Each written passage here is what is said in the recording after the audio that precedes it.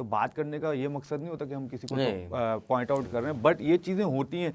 क्यों dressing room के अंदर क्यों होती है ये चीज़? पाकिस्तान पहले आना चाहिए या अपना नंबर पहले आना चाहिए या अपने आप पहले आना चाहिए? नहीं, ये तो 100% is no debate on this कि यार team and the country at number 1, आपकी अपनी परफॉर्मेंस सेकेंडरी है। आप जो भी करेंगे वो कंट्रीब्यूशन होगी टुवर्ड्स द टीम विन, और specially in T20 cricket there is not much time कि आप अपने आप को बहुत ज़्यादा, yes there is a room for playing proper cricket, but then it's need to be done कि जो टीम की रिक्वायरमेंट है उस कंडीशन की रिक्वायरमेंट है, नॉट के यार हमारे कोई भी प्लेयर अगर वो कहेगा यार मेरे 40 50 60 जितने भी हैं वो हो जाएं, that only is beneficiary for the person as well जो अगर टीम जीतने की तरफ कंट्रीब्यूशन हो। आई थिंक इसमें तो कोई डिबेट नहीं है। जहाँ तक बात रहेगी नंबर्स की, आई फील कि जब से माइक हेसन आए हैं तो उन्होंने फुल रिस्पॉन्सिबिलिटी ली है कि यार जो प्लेइंग 11 की डिसीजन मेकिंग है या 15 की या नंबरों की वो कर रहे हैं और कप्तान के साथ मिलके कर रहे हैं। तो आई थिंक कि वो बेहतर वो आंसर कर सकते हैं कि क्यों वो शफल करते हैं। अभी भी प्रेस कॉन्फ्रेंस जो जाने से पहले सिलेक्शन के हवाले से हो रही थी तो उसमें भी सलमान अली आगा ने कहा कि विदाउट अपार्ट फ्रॉम ओपनर्स सबके नंबर शफलेबल है। बट आई फील कि यार इतना भी शफल, ये मेरी अपनी पर्सनल व्यू है कि इतना भी शफल नहीं होना चाहिए कि यार एक प्लेयर का, हाँ ये है कि वो 8-10 ओवर निकल गए, 11 ओवर निकल गए तो आप अलग बात है, लेकिन अगर आप 3-4 ओवरों के बाद तो नहीं आप चेंज करना शुरू हो जाएंगे कि यार ये बॉलर लगा हुआ है हम इसको भेज दें इसको दे दें। वो 4 तो ओवर होते हैं टोटल, कंसिस्टेंसी नहीं रहती ना, कंसिस्टेंसी नहीं रहती प्लेयर। आई थिंक हम जो इंडिया वाला मैच भी हारे हैं एशिया कप का फाइनल जो है उसके अंदर बड़ा ज़बरदस्त जा रहा था, लेकिन उसमें कुछ ऐसी आई फील के चॉइसेस ली गई जिसमें हारिस भी मिडिल ओवर्स में बैटिंग करने आ गए जो कि उनकी स्ट्रेंथ ही नहीं है। उनकी स्ट्रेंथ है या राइट अप द टॉप या राइट एट द एंड, उनके स्ट्राइक बीच में वो स्ट्रगल करते हैं क्योंकि वो सामने अगर आप देखें सामने उनकी स्ट्रेंथ नहीं है कि क्लियर करें लॉन्ग ऑन लॉन्ग ऑफ, वो स्क्वायर ऑफ द विकेट अच्छा खेलते हैं। जैसे फाइनल ओवर्स चल रहे हैं तो वो रैम शॉट खेलते हैं, फिर उसके बाद रिवर्स करते हैं, इस तरह की इस चीज़ में वो सक्सेसफुल हो जाते हैं। लेकिन फिर फास्ट बॉलर लगा होता है तो पेस यूज़ भी कर सकते हैं, लेकिन स्पिनर के अगेंस्ट स्पेशली दुबई वाली कंडीशन में उनके लिए टफ है। तो वो बैटिंग करने आए, सलमान ही लिया होगा उतना लेट लेके आया अपने आप को, तो आई थिंक जल्दी आना चाहिए, जब जल्दी आना चाहिए क्योंकि इसीलिए तो वो टीम में है क्योंकि स्पिनर को बहुत अच्छा खेलते हैं, बहुत अच्छा बिल्कुल। लेकिन कुछ ऐसी डिसीजन मेकिंग हुई जिसकी वजह एकदम से हमारी जो है ना वो जहाँ पे 160 70 80 आराम से हो रहा था वो एकदम 100 आई थिंक 31-35 पे हम आउट हो गए। तो आई थिंक कि बहुत ज़रूरी है कि राइट टाइम पे राइट डिसीजन की जाए, एंड आई फील कि इस टूर्नामेंट में हम उसको बेहतर तरीके से करेंगे। चांसेस हैं ये चांसेस देखिए, पाकिस्तान हमेशा से T20 क्रिकेट में डेंजरस टीम रहा है और स्पेशली ICC इवेंट्स में। तो मैं उम्मीद करता हूँ कि 2022-2023 का जो T20 वर्ल्ड कप था हम सेमीफाइनल और फाइनल खेले थे। लास्ट वर्ल्ड कप हमारा अच्छा नहीं किया और उम्मीद करता हूँ ये टीम जो गई है इसमें मैच विनर्स भी मौजूद हैं, एज ए टीम होके खेलें और कंडीशन के हिसाब से खेलें। तो एटलीस्ट टॉप 4 में तो मैं समझता हूँ पाकिस्तान को जाना चाहिए। आते हैं हमारे बड़े बड़े नाम हैं जिन्होंने टॉप 4 में नहीं रखा पाकिस्तान को। देखिए जस्ट क्वेश्चन है मेरी तरफ से, टॉप 6 टीमें निकालते हैं उसके अंदर पाकिस्तान 6 में तो ले रहे हैं, 4 में नहीं ले रहे। तो 4 में फिर आपका टेम्पो है ना, 4 में तो वो टीम आगे जाएगी जो जिसका टेम्पो अच्छा बनेगा वर्ल्ड। तो आप 2017 का जो ICC चैंपियंस ट्रॉफी जीते थे उसमें भी नहीं थे आप लोग, उसमें नहीं थे ना, टेम्पो बना अच्छा जिसके परफॉर्मेंसेज आई और साथ ही जो टेम्पो अच्छा इस बार ये ज़्यादा अच्छा है कि इंडिया के साथ पहला मैच नहीं है, दूसरा तीसरा मैच है ना आई थिंक मेरे ख्याल से, क्योंकि अक्सर आप देखें ICC इवेंट हम तो हिस्ट्री पे चलते हैं कि पहला मैच इंडिया से होगा, हम हारेंगे फिर उसके बाद फाइनल में जीतेंगे, हम फाइनल खेलेंगे। ये हिस्ट्री अब इस बार शायद चेंज हो क्योंकि ICC चैंपियंस ट्रॉफी में भी हुआ था, ऐसे हुआ ना कि जैसे ही फाइनल आया हमने कहा जी इस तरह ही हुआ था चैंपियंस ट्रॉफी, सरफराज भी चैंपियंस ट्रॉफी में भी ऐसे ही हुआ था। अच्छा उस टाइम भी सैफ भी था और इसमें भी सैफ भी था। अच्छा चैंपियंस ट्रॉफी की जहाँ तक बात करें, क्योंकि देखिए कभी कभी किसी प्लेयर के हारना पहले ज़रूरी नहीं है, ये अब आपने कह दिया, उन्होंने देख लिया, वो सुन लिया और आपको पता है इस चीज़ को ज़्यादा फॉलो करते हैं हम लोग। अच्छा ICC चैंपियंस ट्रॉफी की इसलिए बात कर रहा हूँ कि पहला मैच जैसे हार जाते इंडिया के खिलाफ तो पूरा टूर्नामेंट जो है प्लेयर के लिए तो बहुत मुश्किल हो जाता है। कितने प्लेयर जो है अपने आप को सजा के आते हैं, हर चीज़ करके आते हैं, कोई न्यू लुक लेके आते हैं। जैसे इमाद वसीम बेचारा लेके आया था, उसको तो बेचारे को अंजलि कहना शुरू कर दिया था। वो पहला मैच जैसे ही जब ख़त्म हुआ तो मेरे ख्याल से उसके बाद ज़्यादा सीधा वो बार्बर शॉप गया था कुछ ऐसे ही कुछ हुआ था। नहीं वो तो मुझे याद नहीं है अब एग्जैक्टली, बट यस जब इस तरह की आप इनोवेशंस करते हैं तो फिर रिएक्शंस के लिए भी तैयार रहना चाहिए।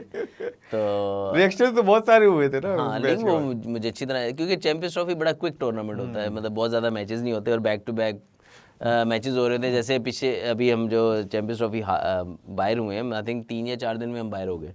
तो उसमें भी यही था, जब इंडिया से मैच हारे तो अगले मैच से पहले जो हमें चीज़ें सुनने को मिली कि जी कोई यार बुध एक दिन याद है मुझे कि बुध की इनकी फ्लाइटें हैं वापस की ना, ये यहाँ पे टीवी चैनल, हाँ टीवी चैनल्स पे प्रॉपर क्रिकेटर इवन ये बात कर रहे थे ये बुध को वापस आ जाएंगे। तो अगेन वो मैं क्रेडिट दूंगा बॉलिंग यूनिट को हमारे, जिस तरह साउथ अफ्रीका को उन्होंने आउट किया था, इंग्लैंड को, तो वो एक बिलीव आता है। नहीं स्टार्ट तो आप देखें ना, इंडिया से मैच हारे हैं, मीटिंग्स में बातें होती हैं, मोटिवेशनल चीज़ें होती हैं, बहुत अच्छी चीज़ है, उससे आप मोटिवेट भी होते हो और कहते हो यार हमने कुछ करना है। बट अगेन कुछ परफॉर्मेंस होती है जिससे आपको वो बिलीव फिर आता है कि यार वाकई we can turn this around. तो वो साउथ अफ्रीका उस टाइम वनडे की नंबर 1 साइड थी, तो जिस तरीके से बॉलर्स ने उन्हें लो स्कोर पे आउट किया, वहाँ पे बिलीव आया कि यार ये मैच हम जीते। अगला मैच श्रीलंका से है, तो वो मैच हम जीते, फिर श्रीलंका से match obviously we believe that कि यार we have a better side. Unfortunately उसमें भी हम मैच बहुत फंस गया था, और फिर वो जो रमज़ान का इफेक्ट था, उसमें कैचेस जिस तरीके से माशाल्लाह भर के, तो फरिश्ते हमें ग्राउंड के अंदर नजर आए ब्रदर कि ये काम चल रहा है अल्हम्दुलिल्लाह। मतलब फ्लाइट रुक गई फिर आप या बुध से आगे बढ़ना शुरू, बस जैसे ही वो जीते हैं then we were totally different, क्योंकि हमने वो मैच जिस तरीके से जीता था, तो वो एक चीज़ थी कि यार ये कुछ चीज़, ये जो आज हम मैच हमारे जिस सिचुएशन से निकला है ना, ये किसी वजह से निकला है। वरना वो जैसे आप बात करते हैं ना कि क्रिकेट में चीज़ें होती हैं, तो वो हम हारा हुआ मैच 7 विकेटें गिर गई हैं, 70-80 रन चाहिए, तो वो वहाँ से जीतना मैच लुक लाइक अनबिलीवेबल, इतना बड़ा मैच हो। तो फिर उसके बाद सेमीफाइनल हम 1 साइडेड जीते, फाइनल 1 साइडेड जीते। अच्छा फाइनल में लेके जाता हूँ। अच्छा फाइनल में इतना क्रेडिट नहीं मिला आपको, क्योंकि जिस तरह का मुझे ऐसा लगता है कि जिस तरह का स्टार्ट आपने दिया था, जो कि तवक्को नहीं थी, वैसे उससे ज़्यादा बढ़कर आपने दिया। क्योंकि जब फ़खर तो बाद में शुरू हुआ, लेकिन जो आपने टोन सेट की थी, क्योंकि आई थिंक उसमें 50 किए थे और रन आउट हुए थे ना, 59 पे रन आउट हुए थे, और उसमें बॉलें आपकी शायद 40-50 कुछ थी मेरे ख्याल से। नहीं 70 बॉल थी, लेकिन स्टार्ट में मैंने स्टार्ट में जो आपने उठा के जो मारे थे, तो मेरे ख्याल से वो जो आपने टोन सेट किया, फिर आपके बाद हफीज़ भाई ने किया, और फ़खर तो अनबिलीवेबल रहा कि कैचेस भी छूटे, ठीक है, नो बॉल पे नो बॉल भी तो ये देखो, नो बॉल भी हुआ, लेकिन वो उसका दिन था। लेकिन जिस तरह खेला फिर जो बॉलिंग ने, फिर जाहिर कैच जो छूटा था वो मुझे बताएं। मुझे पहले वाली बात पे आपने कोई एक्सप्लेन नहीं करने दिया है। अरे वो कैच में अच्छा सॉरी, वो आपकी शक्ल देख के याद है, मुझे बैठा हुआ यूं करके याद आ गया, अजहर अली जो यूं बैठा हुआ, ये क्या है वैसे करके, हाँ उठ नहीं रहा था, उसके बाद के उठ जा, बाबर साथ में आ गया, उठ जा कोई बात नहीं, उसका भी दिल नहीं कर रहा था मुझे उठाने को, और भैया तो यूं खड़े हुए थे।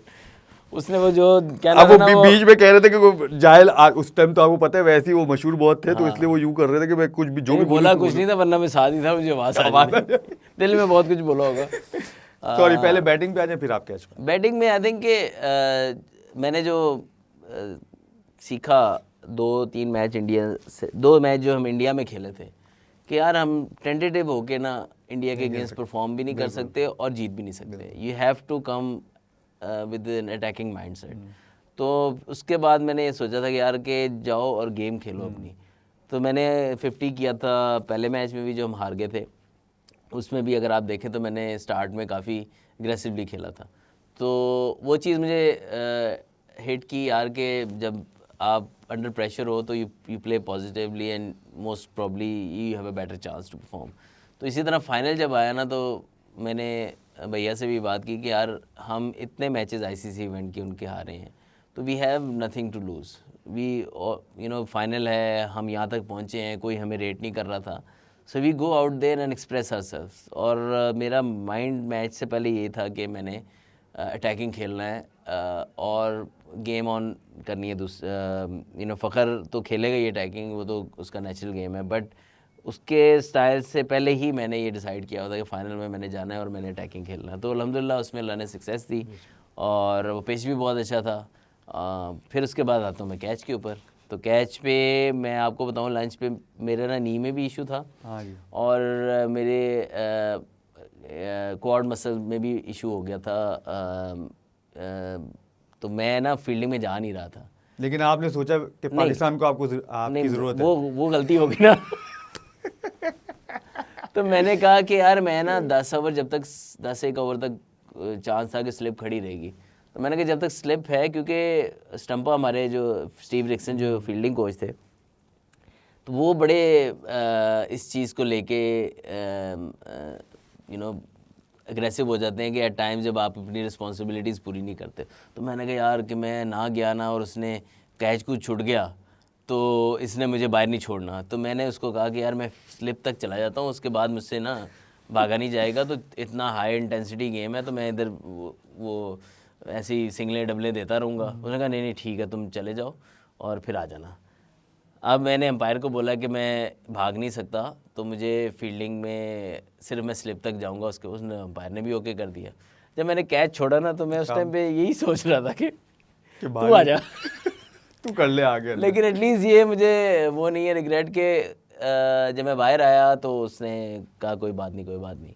वो कहना ही वो था इसलिए कि कह रहा था अगली कि बॉल हाँ, पे कैच उसके हो गया, अगले- वरना फिर पता वरना चलता। तो मेरे साथ किसी ने बात भी नहीं करनी जी थी। Thank you. हाँ जी बिल्कुल, कवरिंग ना करें आप, बच गए आप। तो बाद में जो फैक्ट है वही बता रहा हूँ फिलहाल जो हुआ था। ठीक है। तो फिर मैंने ये सोचा, मैंने उसको बात भी की, मैंने कहा मैं नहीं जा रहा था तो अच्छा ही था कि वरना ये कैच भी मेरे जिम्मे ना पड़ता था। लेकिन उसने फिर बाद में कहा कि यार ये तो तुमने अच्छी चीज़ सोची ना कि किसी और ने ज़्यादा प्रैक्टिस नहीं की हुई थी स्लिप कैचिंग की। और आपको पता है स्लिप में सीधा कैच भी आया तो इतना ईजी नहीं होता, क्योंकि इट्स जस्ट लाइक जब निक लगती है ना तो यू हैव स्प्लिट सेकंड किया जिसमें आप में तो बिल्कुल बिल्कुल। तो वो कैच ड्रॉप होने का रिग्रेट हमेशा रहेगा, लेकिन अल्हम्दुलिल्लाह कोई नेकी काम आई मेरी कि जो है ना वेरी नेक्स्ट बॉल पे। उससे तो आप खुश थे आमिर और सरफराज क्योंकि अगर 3-4 बॉलें भी गुजरती तो मुझे कितने करोड़ गालियां पड़ चुकी होनी थी। बच गया।